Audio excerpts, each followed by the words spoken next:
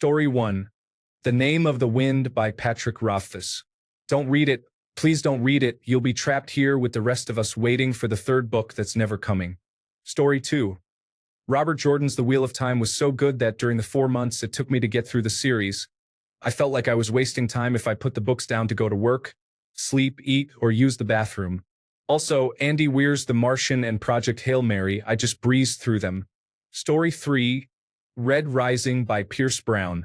Not the brainiest book in the world, but I would volunteer to drop in an iron rain in a starshell in a heartbeat.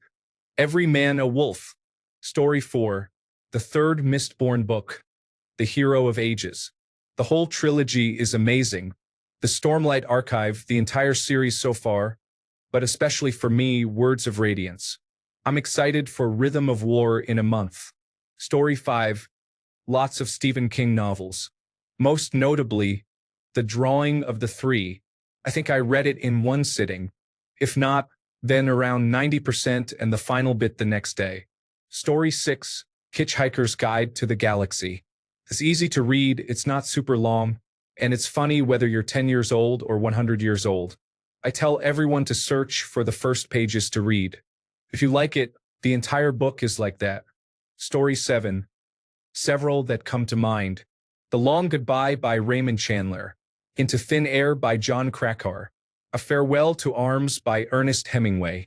2666 by Roberto Bolaño. The Piano Teacher by Elfriede Jelinek. Saga comic book series by Brian K. Vaughan. Animal Farm by George Orwell. Blood Meridian by Cormac McCarthy.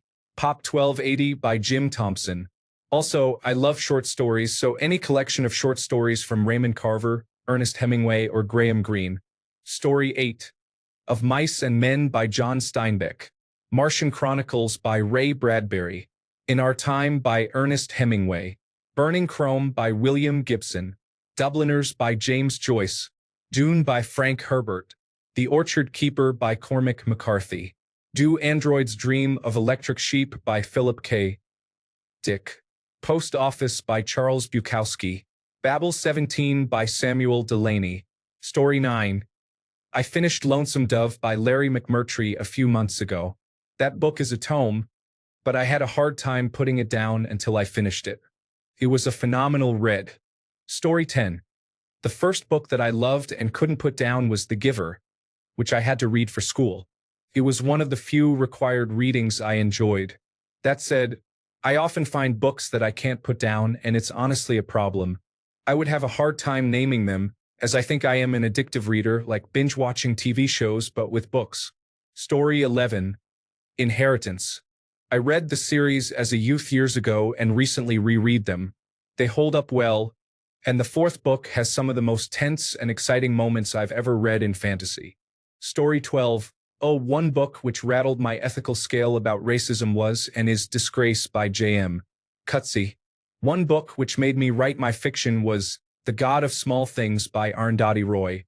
One book which made me learn, become aware, and realize why childhood needs to be trauma-free is A Little Life by Hanya Yanagihara.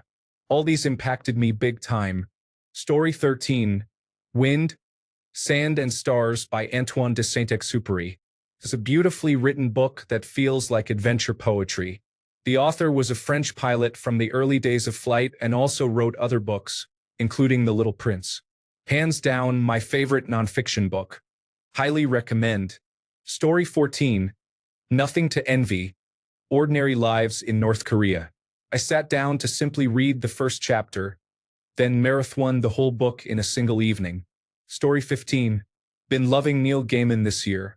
Ocean at the End of the Lane and Neverwhere were my favorites this year. Also, another vote for Project Hail Mary. Awesome book. Story 16. If you're into spicy mystery thriller stuff, check out the In Death series by J.D. Robb. If you're more of an action-adventure fan, try the Ranger's Apprentice series. Solid books, pretty much binge chapter by chapter with how good a time they were to read. Both have fun characters and intense situations, which is what usually keeps a reader like me engaged. Story 17. Braiding Sweetgrass by Robin Wall Kimmerer. Crime and Punishment by Fyodor Dostoevsky. Shadow Network by Ian Nelson.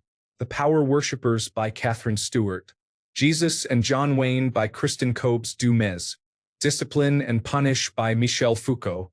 Aspicuar by Mary Beard. Homo Deus by Yuval Noah Harari. The Tragedy of Great Power Politics by John J. Mearsheimer. Story 18. I'll start off with classics. The Hunt for Red October, as well as several other Tom Clancy novels, like The Sum of All Fears. I'm retired, and now I get to read to my heart's content, and I'm going through whole lists of books that I've saved up over the years for just this purpose. Story 19. They're corny as hell, but the John Dies at the End series is my favorite fiction. The one called If This Book Exists You're in the Wrong Universe is one of my favorites, and it's a standalone novel from the same universe with the same characters. You don't need to have read any of the others to enjoy it. Story 20. Billy Summers by Stephen King. It's a crime thriller, very different from his usual work. It's the first King book I read. My wife picked it up on a whim in the airport before we went on holiday. I absolutely loved it. That led me to The Dark Tower, which equally consumed my life, albeit over a longer period. Story 21. The Brothers Karamazov. This will sound cheesy as hell, but I would literally daydream about continuing to read it while I was at work. The final few pages still give me goosebumps whenever I reread them. I was similarly enthralled by Middlemarch when I was reading it. Two of the greatest books ever written, in my opinion. Story 22. I got it on a whim because I heard good things. I caught up in about 2 months. The new book comes out in a week, but the audiobook, which is absurdly good, comes out in February, so I'm waiting on that. It's one of my all-time favorites. Story 23. Recently, the first 6 books of the Dungeon Crawler Carl series were released. It's pretty great, campy, and over the top, but also way deeper than it has any right to be. Story 24. Haunting of Hill House and the Three-Body Problem did that to me. I never read for my own pleasure before, being kind of uninterested because of the books I was forced to read. I had to read Haunting of Hill House for college, and it made me realize how fun and stimulating reading can be. The Three-Body Problem was the first book I read without being forced to, and it was great, such unique storytelling. Story 25. The Mistborn series by Brandon Sanderson. I've read the first 6 books about 9 times each, I think, and the only reason I have not yet read the last 3 books as much is because they are not out that long. P.S. It's fiction and, more specifically, fantasy. I've always liked that genre more than nonfiction. Story 26. Candide by Voltaire, never suspected it to be, but it became my favorite book. Also, 2 other books almost on par are The Outsider by Albert Camus and The Wasp Factory by Ian Banks. Don't research any of these books, just read them. Story 27. Lots of them. Crime and Punishment by Fyodor Dostoevsky. The Alienist by Caleb Carr. The Stand by Stephen King. Needful Things by Stephen King. Jurassic Park by Michael Crichton. The Stranger by Albert Camus. Heavier Than Heaven by Charles Cross. The Kalima Tales by Varlam Shalamov. Neither Wolf Nor Dog by Kent Nerburn. Become What You Are by Alan Watts. Zen Mind. Beginner's Mind by Shunryu Suzuki Rashi. All 10 books in the Belgariad 5 books and Mallorean 5 books series by David Eddings. Là-bas by Joris Carlusmont. Imagica by Clive Barker. The Damnation Game by Clive Barker. Story 28. Why Beautiful People Have More Daughters. It's like Freakonomics about evolutionary psychology. It discusses topics like why, from an evolutionary perspective, people consider taking their life or why blondes or big breasts. It's punchy. I like it a lot. Story 29. Robin Hobb's series revolving around Fitz chivalry. There are a lot of books in the series, but every single book seems to get better. If you like dark fantasy, then I would recommend the series. The thing about it that I enjoyed so much was a particular character who goes by several names, but primarily the Fool. There's no character more interesting to me than the Fool. Also, the First Law trilogy by Joe Abercrombie. Another excellent series with one character in particular being fantastic again. Blokta. An absolute gem of a character. Story 30. First book I ever read in one sitting. That was a nightmare for me, a new father at the time. And within the first 5 lines, you figure out the whole thing is told from the perspective of a 5-year-old. Story 31. I was fully engrossed in Horror Movie, a book by Paul G. Tremblay this Halloween season. I enjoy horror broadly speaking as well, but this one had me thinking about it constantly at work and stuff. Story 32. 4 novels. The Last Kingdom series, anything by Bernard Cornwell in fact. The King Killer Chronicles, fantasy. Kid series, Age of Sail. Master of War series, 100 Years War. The Eagles and Dragons series, Ancient Rome. For fiction. Band of Brothers, An Englishman at War, 1,000 Years of Annoying the French, 6 Weeks of a Blenheim Summer. Story 33. Fables by de La Fontaine. It's a pretty thick book, and I finished it in 3 days at the ripe age of 13 or so. My mother clearly remembers that event because I couldn't stop talking about that book for months afterward. Story 34. I have read many books several times over, some by Émile Chiron. A Short History of Decay, The Trouble with Being Born, and On the Heights of Despair, to name a few. I read a lot of Christopher Hitchens as well. I have probably read God is Not Great 8 times. I even listened to the audiobook, read by the author himself. Story 35. Eat That Frog. Really helped me be much more productive, and everything was so simple. I wish someone would have introduced me to it back in college or even high school. Story 36. Kinda mainstream, but a little life. I was fully and completely invested and tortured. Currently very much not putting down in Ascension. Strange Weather by Joe Hill, Stephen King's son, is the only book I've deliberately read twice. Although it is actually a collection of novellas, so maybe cheating a bit. Story 37. I am reading First Contact at the moment. It may not be your preferred genre and is not a book in the traditional sense. Another is Deathworlders. Story 38. Horror. There's a lot, but particularly The Deep by Nick Cutter. The Troop is amazing too. End of Days Thriller.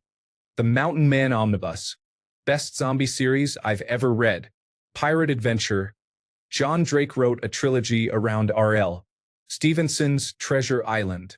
If you're a fan of the classic, you'll really like it. Cultural Anthropology. The Serpent and the Rainbow by Wade Davis. Murder Mystery. People criticize Karen Slaughter's work, but I find it very good. Pretty Girls is probably my favorite.